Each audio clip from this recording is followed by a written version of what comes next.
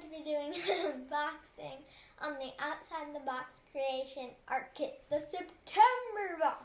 Yay! Let's see what's inside. Whew. I love the art kits because I love art. So inside there is tea, 2 packets of tea for the parents. Then there's cool art supplies, which I love. Then there's cup. There is a book today, not a book about an artist, but a book that has the art that we are going to be learning in this September.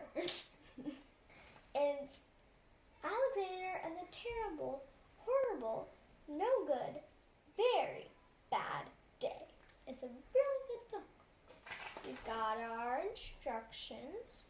And this month, which is September, we are going to be learning about value and shading. Our paper bags for inspiration. Our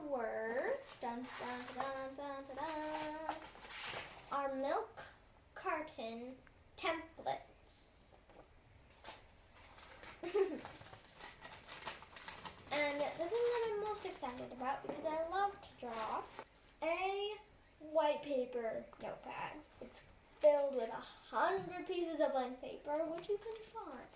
So there you have it, the September Outside the Box Creation Art Kit. Bye!